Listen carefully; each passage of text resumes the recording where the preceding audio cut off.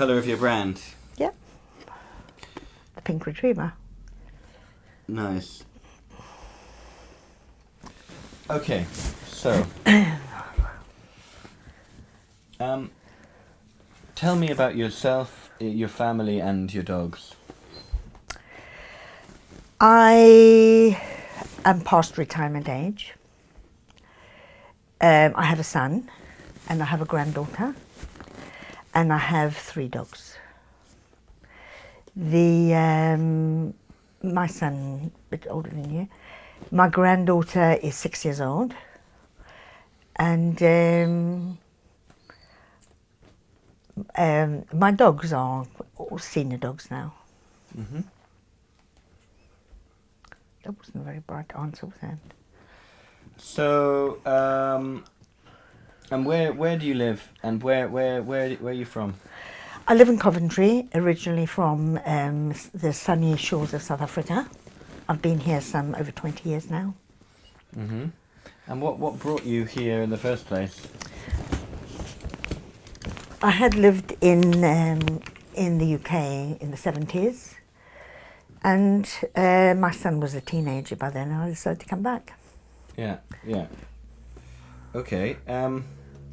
So, in terms of your work life, can you tell us a little bit about what is it you did in your working life, or what is it you do now as well?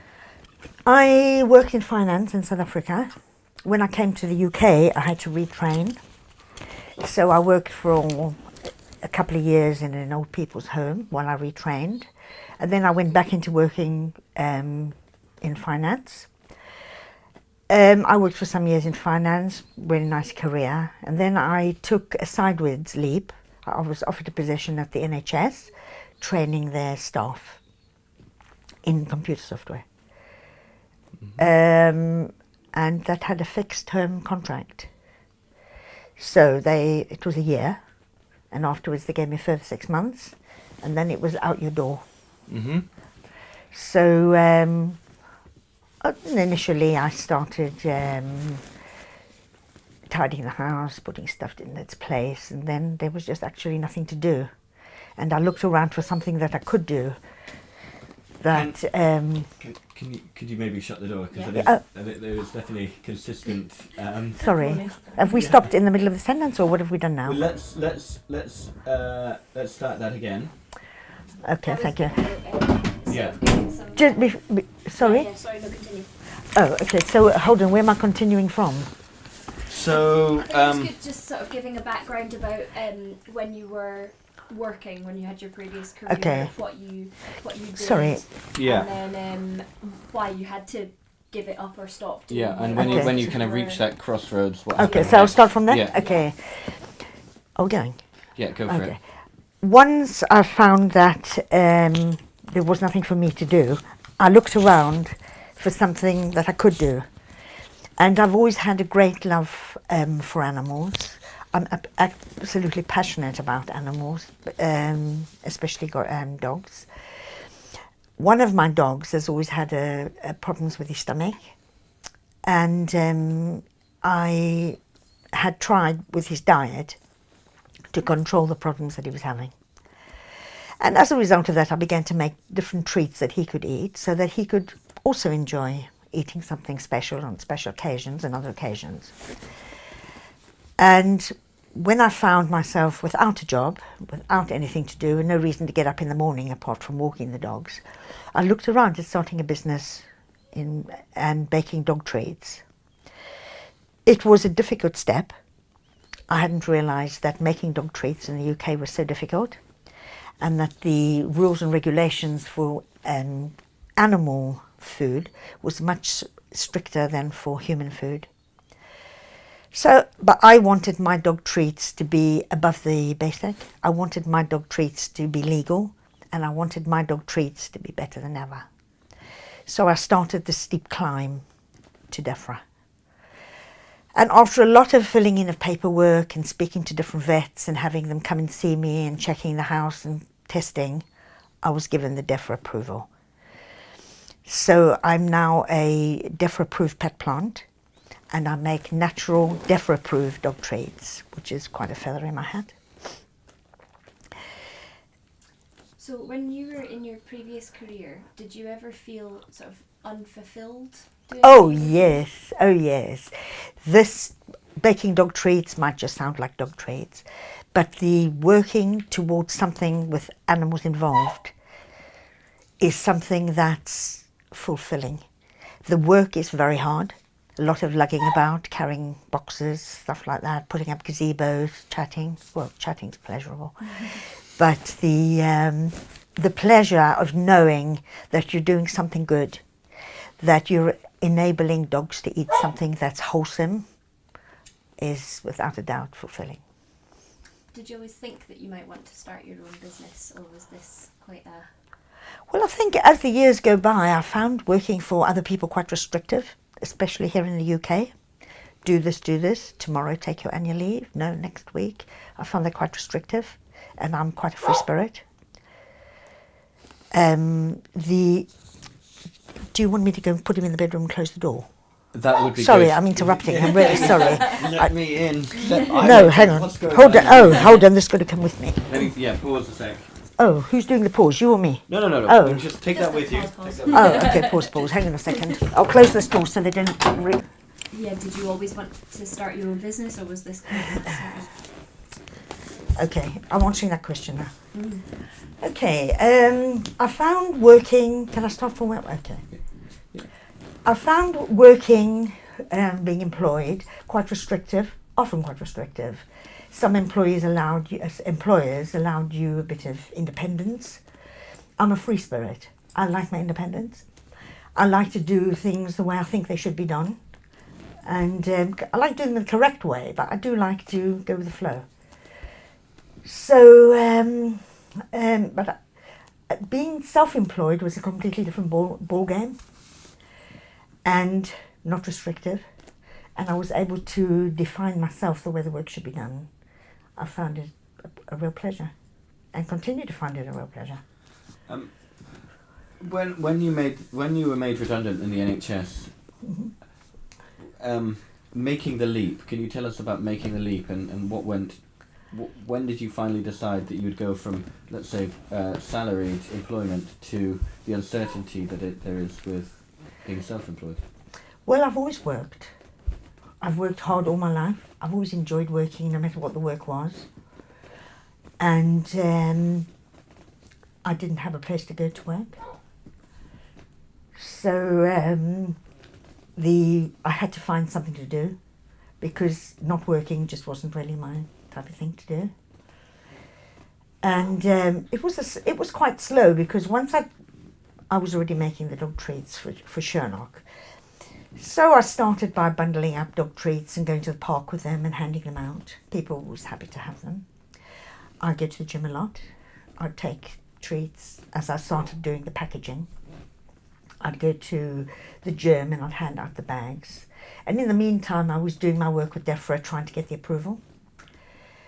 And I was handing them out here and there, and if I ever chatted to anybody, some of the trainers, I'd give them some as well. And it was a slow move, but I was going towards that, and that was where I wanted to be.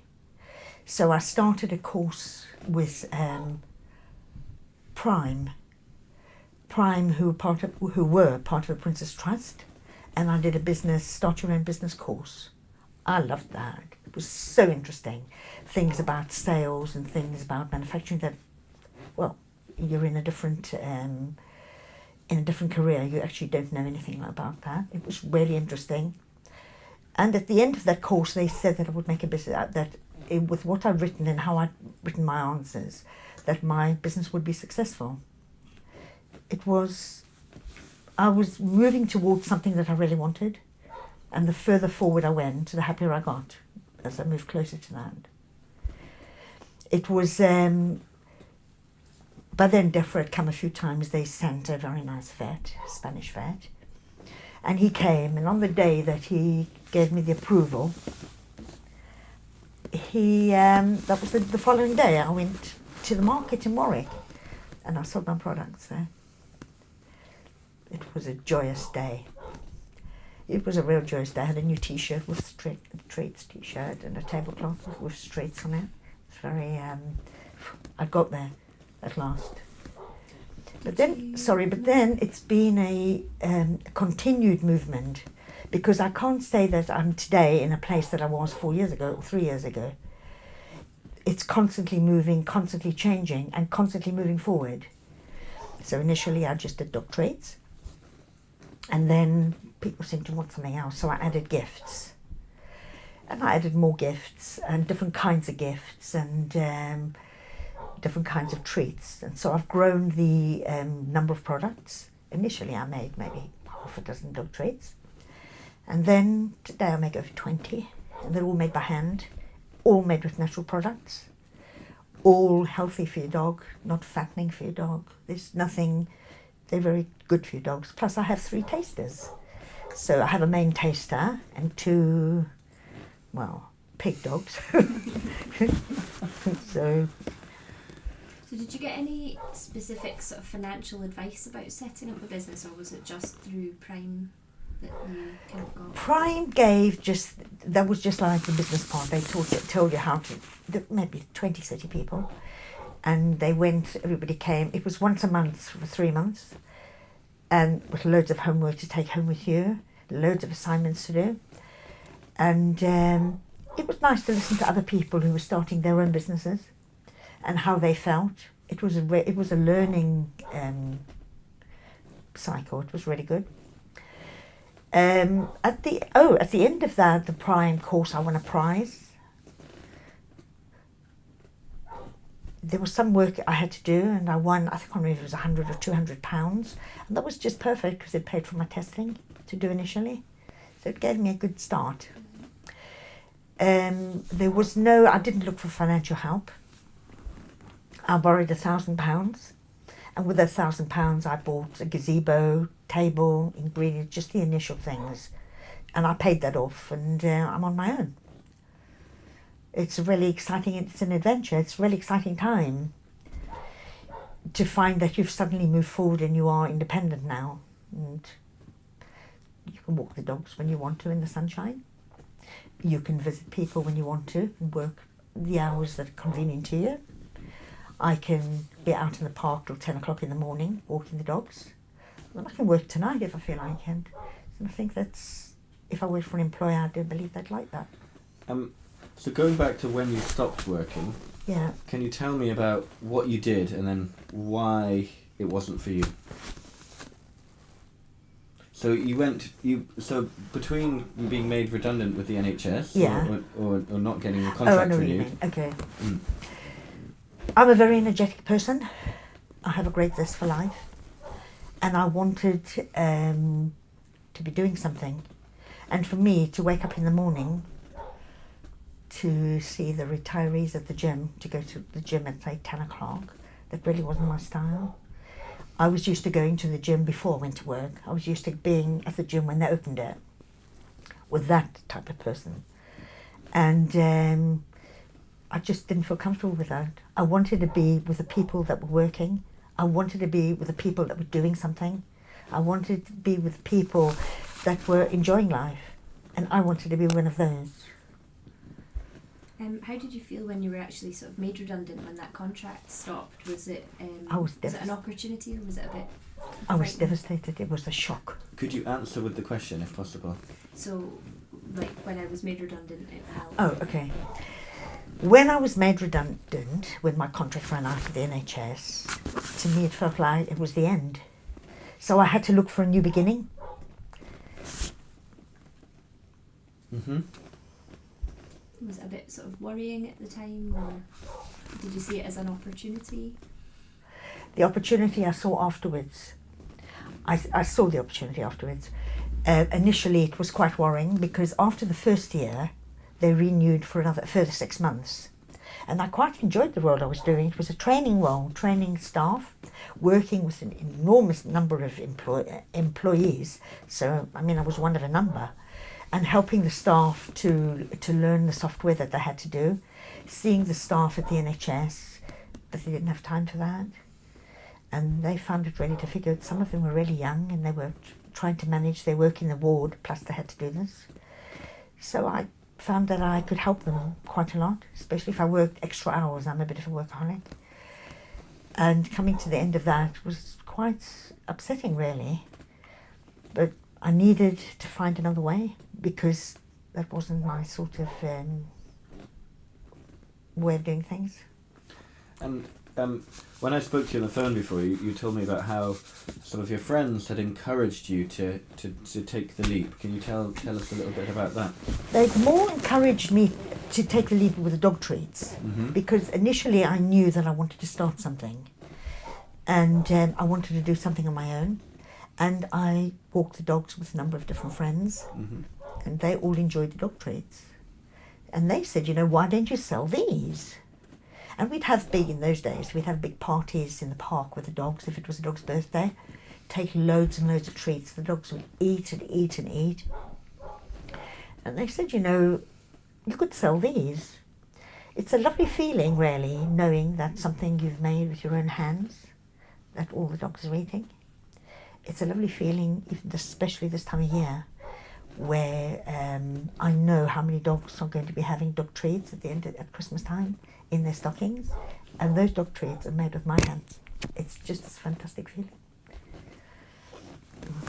Is that where the sort of idea of Woof Treats came from? Yeah, because it's just, I love dogs, and in all the years I've been doing them, I've put my prices up only once, and that was last Christmas, not this Christmas, by 50p a bag. And the reason is for that they're made with really quality products, and it gives all dogs the opportunity to have it. You wouldn't be able to say to them, I can't afford it, because they're not expensive and they're really good quality. And it's so nice to know that the dog's having that. I mean, my dogs enjoy things like that often, but some dogs only enjoy them on special occasions. And it's lovely to know that they are. So would you say that there had been a sort of gap in the market that you were filling? When I did the business course, I noticed I've been to the different commercial places where they sell commercial dog treats. My dog, who has the belly problems, he won't eat them. I don't like the look of them. And I will buy occasionally ones just to see what they're like and whether he eats them, because he is a tester. It's not a dog would grab something from your hand. He's a dog that does a lot of sniffing and turn his head away. And for that particular type of dog treat, I think there is an opening in the market. There is a niche dog treat, and they're made with the same products that you would eat. So I make, for example, pilchard treats out of pilchards. The dogs, I don't like fish, but the dogs really love them, and they're really good quality. They're really good for the dog to eat. I also make chicken, fish, other fishes. I make tuna too, beef, all different kinds of flavors. There are a lot of dogs who have allergies, so I make gluten-free as well. Now that was my latest addition to the Woof's Treats range. And where can we find your recipes?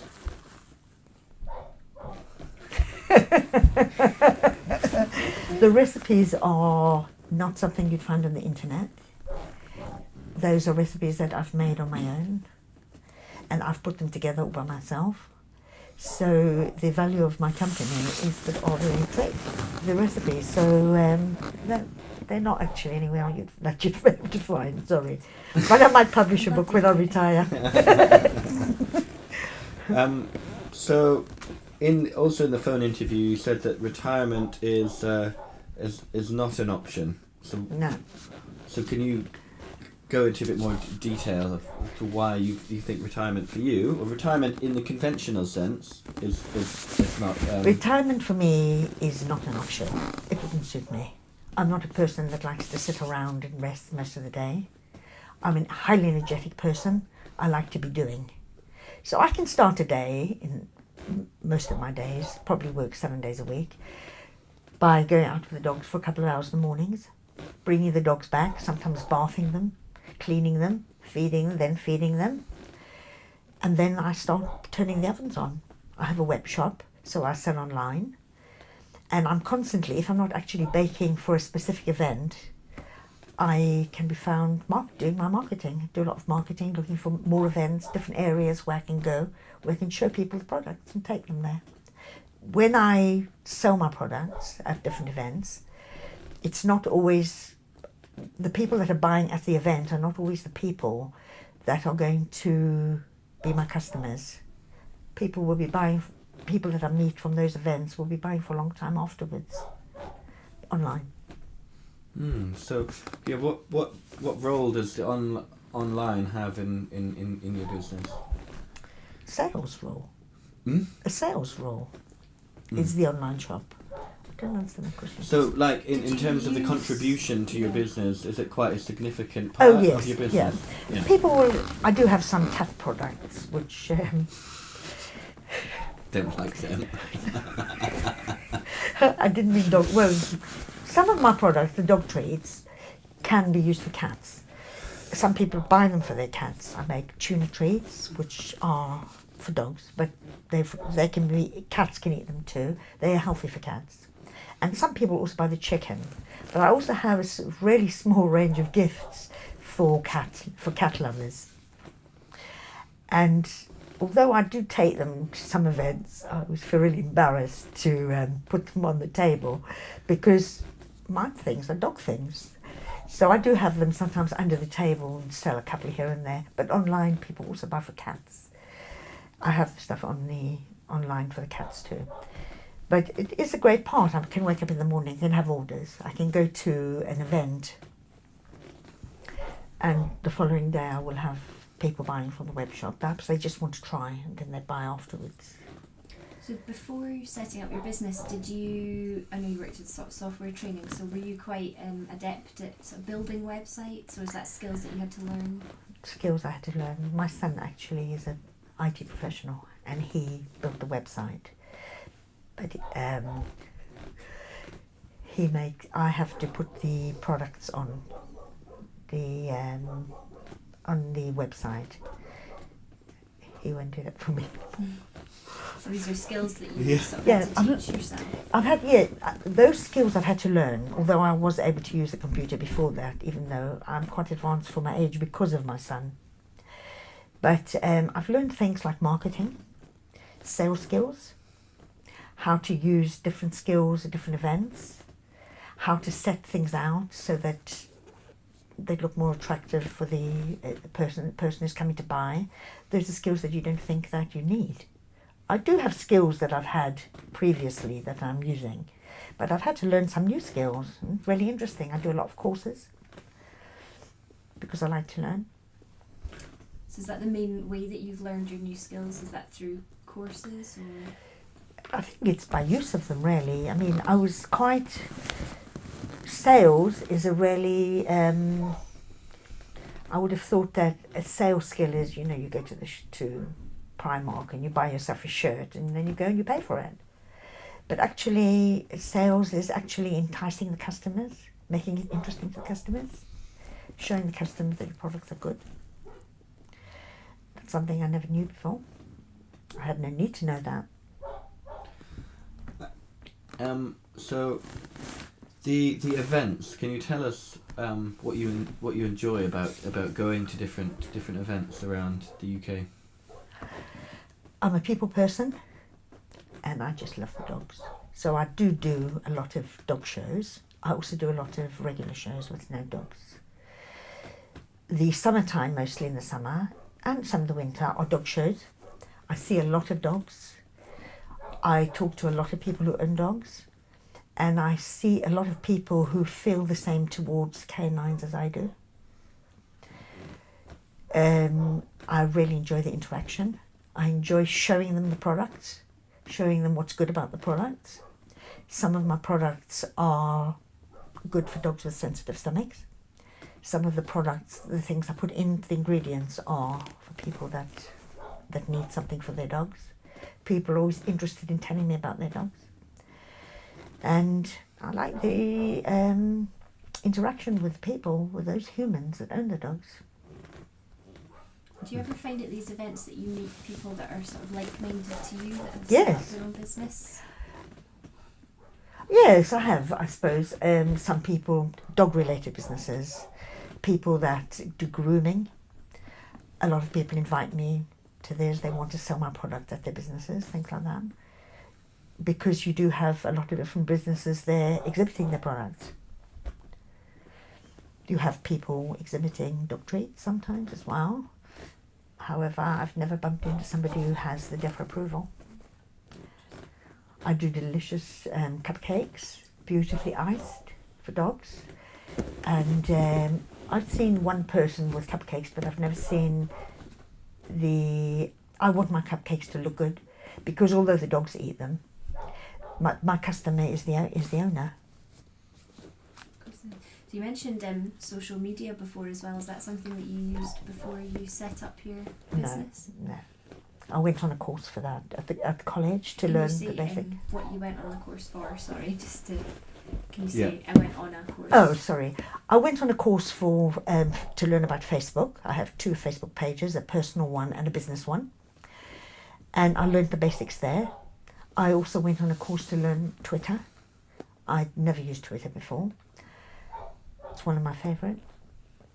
And I find that as the time's gone past since I've started the business, that my skills have grown with experience. Okay. So talking about your customers, why do the customers come back again and again, as you said previously? My customers come back again and again because they know that I'm passionate about their dog's well-being. Okay, good. So when you're selling online, where are the customers? Where are the customers from? Are you ever surprised by how far flung they? I am, because when people put in an order, I'm always interested in knowing where they come from, whether they've been to one of my events. Some people will say, I was at your event last week, and my dog liked certain things, so I want more, please. But some people don't put a message in, and I find it really interesting that some people perhaps know of me from some event I was at, and some people seem to come from much further afield. So I imagine a lot of people buy from me and say, oh, I want to buy this for a present for someone. So it may be something like that. But people are buying from places that I've not been to, although I do try to move further and further away to different areas. Do you ever sell to outside of the UK? I have actually accidentally, because my website didn't say that the postage was so expensive. But I also sell to America, and I also send gifts to people who I'm in touch with through Facebook and through social media. I would send a gift of dog treats, things like that. Okay. So your love of dogs, can you tell us about your love of dogs? I love dogs because they're not judgmental, because they're so quiet and calm, and because they're so just good, and the kindness of the dogs. And there is a lot of cruelty in the world, and I think that we need to give something back. And the people who own dogs have got that certain kind of mentality with that love of dogs. We share that love of dogs. I've always been a dog lover ever since I was a child. And has your love of dogs changed at all? Has it got stronger? Oh, much stronger, yeah. As I've got older, I've grown more and more strong. Okay. I love it when I go to the dog shows and people arrive with their dogs, because I don't take my dogs. And I have a great love of golden retrievers. And you see people with golden retrievers, and I always give a free big bone to people who have golden retrievers. Nice. You kind of touched on this before, but would you be able to say sort of a typical, well, I was going to say working day, but you work 7 days a week, so a typical day, what would be? My days always start with my dogs.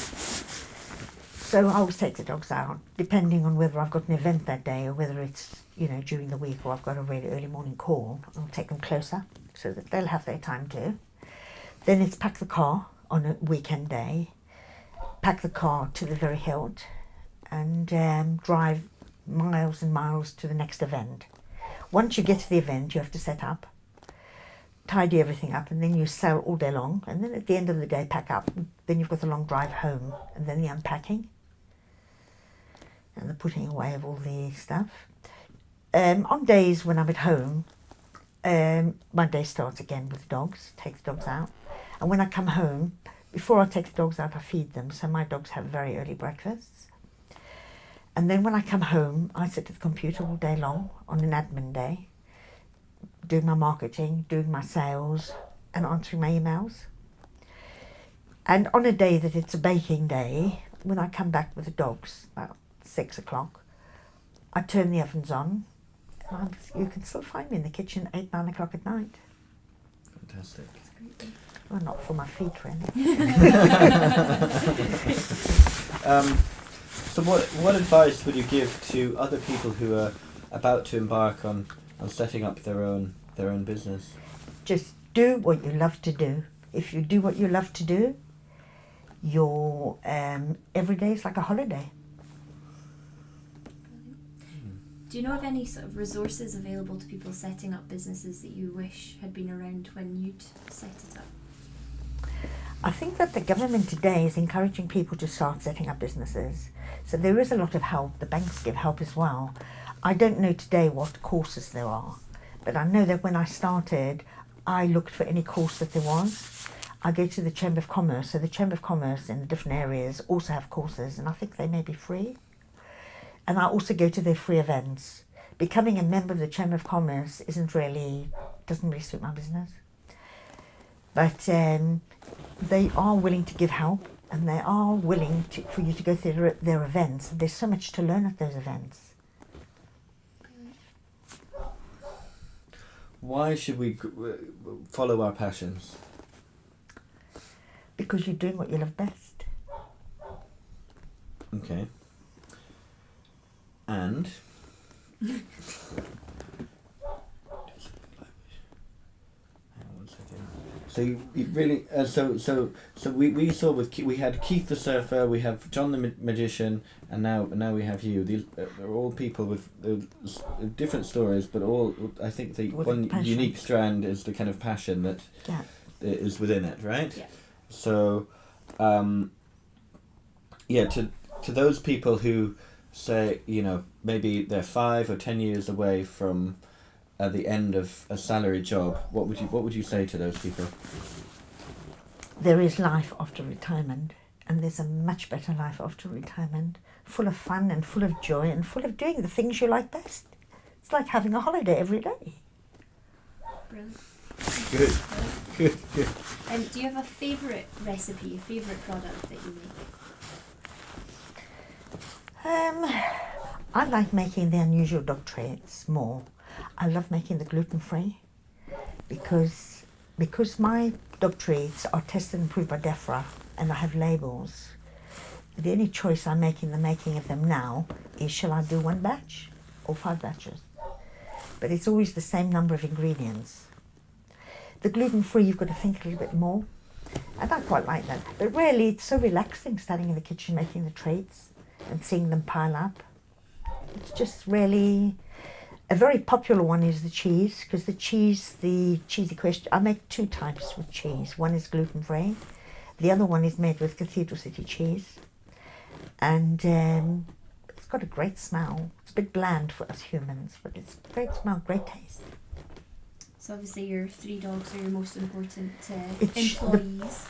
Sherlock is the most important. So they because get the final say in the sort of recipes. when I start a new recipe, they will test. But the 2 girls are quite willing to eat nearly anything, whereas he won't. The ones he eats are the ones I sell. What the other 2 sell, the other 2 eats, well, they're not all that fussy. But he gets really bad pains in his stomach. So, If he likes it, you're onto a winner. yeah. Why is retirement an opportunity? It's an opportunity to do the things that you want to do. And the things you love to do. Okay, perfect. So Alice, is on the lines of the confidence type thing. Oh, So you've approached this with a lot of confidence. yeah. Is this because you had such a belief in what you were doing? Yeah, because I know where I'm going. I knew when I started that I didn't want to... Go back a bit, sorry. I knew when I started that I was already making dog treats for Sherlock so that he could eat same as any other dog. And when I moved forward, I wanted to make good dog treats. I wanted to go forward on that same road to make the dog treats that were really, really good. So I went to DEFRA because I knew that I wanted my dog treats to stand out amongst the others. And they do. They do, yeah. I'll let you taste them later.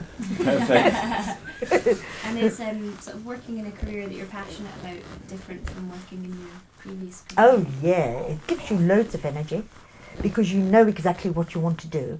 And every year since I've started with streets, I've had a change. I've made a change every year, or I've made something different. In the second year, I made. In the second year, I started doing the gifts as well, and in the third year, I decided that I wanted to do face painting at my age, and I went to a course on face painting, and I can do face painting now, but only dogs though, anything dog related. So every year I've made a change, and every year it's grown more, and every year it's just more improved. And what is next then? What's the next big thing? Are we going to see your treats in every Only in special shops. every special shop? Only special shops. I'm actually quite picky about where I allow my treats to be exhibited. Mm. And if I go to an event where they allow treats that do not have any approval, then I won't go there with my dog treats. Because I know that my dog treats are really good quality. I know the quality that they are. And I know how expensive it is to get the DEFRA approval, to have the testing. I want my dog treats to stand above the usual ones. Okay. Just the last thing as well is, do you think you benefited from planning for the future in your last career? Did you sort of think ahead? Did you have sort of I don't think so, because I thought all the time that they didn't. Before I worked for the NHS, I worked for a lovely company in Leamington, and I really enjoyed working there because they allowed me free rein, and I'm always much better in a situation where I'm allowed to learn. But it wasn't full time, and I wanted to go full time, so I moved to the NHS, and I thought that. They'd keep increasing my, they'd extend the contract, and they didn't. So I was quite shocked. So I felt as if I was out in the cold, because I had no work. But you sort of used it as an opportunity Yes. to do what you... Yeah, what I do and what I really enjoy. I really enjoy, the work's really hard, but the pleasure is just overwhelming. It's really nice. Yeah. Now we have the Christmas season. I go to events that I've been to before. People are always willing to invite me. Now it's not like when I started that I was looking to see where I could go. Now I'm just searching something a little bit different. Just, change the regular. But usually I've got events that I go to that they always want me to come back again and again. And they want me to come back in again and again because this is a niche product. It's an unusual product. And I'm always willing to do whatever it is they like. So I think I'm in a good place. Your relationship with your dogs, how has it changed since you started your own business? You mean the time I spent with them or the... Yeah. When I went to work, Sherlock was quite a young dog, and so was Licorice. They were quite young then. It used to make me very sad, go out and leave the dogs all day long. Today I work with my dogs beside my feet, with my dogs outside the back door, just beside me. There's no pleasure that is actually the greatest pleasure ever. My dogs are with me all the time, and it's just, I wonder what they did when I was at work all the time. Okay. Maybe something on the early morning walks. Yeah. Because you go out early in the morning. Tell us about your early morning walks and why you go out so early. You get up at 4 o'clock, right? Yeah, I get up early in the summertime. So, in the summertime I get up, I've got one of those clocks, the ones with a light on. Yeah. And I get up earlier and earlier. and because I wouldn't be out the minute it gets dark. Mm-hmm. So, I walk my dogs early in the mornings because I want them to have the freedom of all the runs. I want the parks to belong just to us, and I want my dogs to enjoy their life. So I take my dogs swimming, walking, running, different places. We go to different places all the time so they can enjoy that. And the world is their own, and the world is our oyster. Okay. Just one last one was, would you have any advice for anyone who's going to start their own business, was thinking about it? If you love something, just grab it with both hands, because opportunity knocks just once, and take it. Okay. I think. Funny because it's funny because in life isn't always smooth sailing.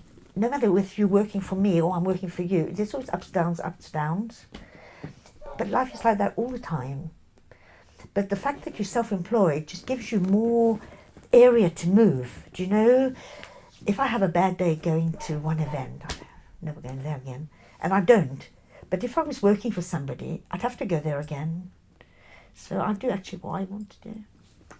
Is there anything else you'd like to say? Not really. Only, don't put any money on grounds. Ground racing. That's my greatest hate. Or any more messages, let's say, to people who are approaching retirement, and advice from your experiences, or anything along those kind of lines? There may be ups and downs, but there are ups and downs in any area. But life is really good, doing the things that you enjoy doing. So what would you say sort of gave you the confidence to start your own business, or did you always have that confidence? Were you always... I suppose really I'm a confident person, but I'm also an energetic person, and I love to learn. I've always loved to learn. Anything that anybody can teach me, I'm really there waiting to hear it, because I really do enjoy it. Even now I'm looking to see what I can learn for next year. But I really do like that.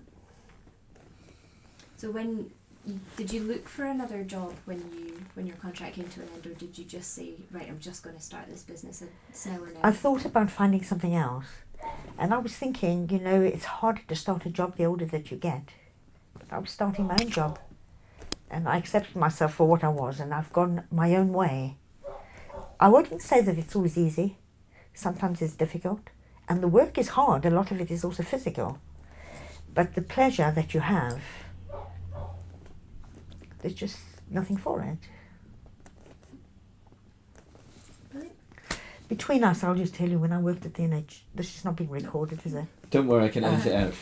When I worked at the NHS, I was in a department. There was 3 of us. So one was a really, really, really fat nurse.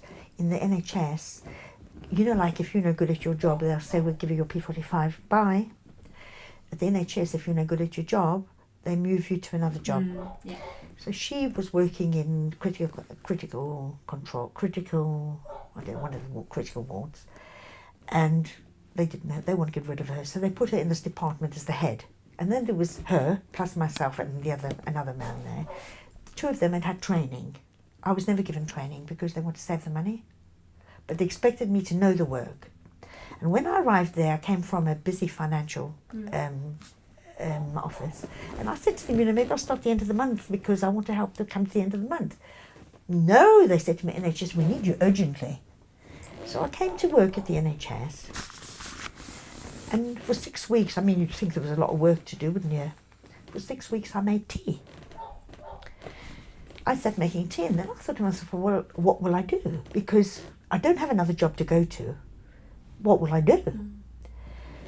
There was one thing, or I could just go home and sit at home, or I could carry on. So I formulated my own role in the NHS. So nobody ever answered the phone. The voicemails on the phone were over 100 a day. I'd come in early, I'd make a list, and I'd go down to the wards, and I'd walk. I used to wear 6-inch high heel shoes, and smart clothes back in those days. And I'd walk from ward to ward. And I used to teach all the people. I'd made my own job there. I didn't need them to tell me to make the tea anymore. So I think you really have to find, it's not as if we're children now.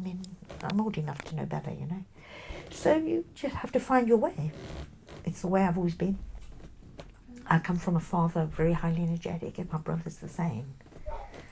So, but I think there's always another way. Anyway, that was that. That's just some information on the side. That's good. That's really Is there anything else? I think. I don't think so. I think. Do you want to have a little look through our? Fish. You were saying in different parts of the country, they have different. They seem to like Yeah. different They like, flavors. they like the bagel ones that are more. Well, they seem more educated.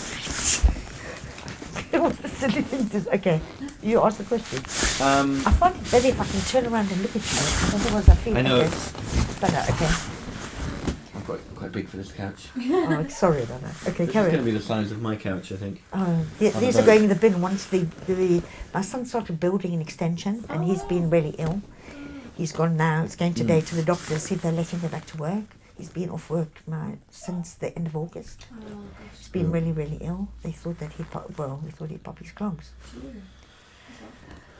Well, hopefully he's recovering. He Well, seems he's to be a lot much better. better than he is. Okay, He good. should be home today. He was gone to the doctor this morning, and they'll give him, because he works for the NHS. So he's going to be going back part time. He's Yeah. been really ill. He couldn't walk, Yeah, yeah.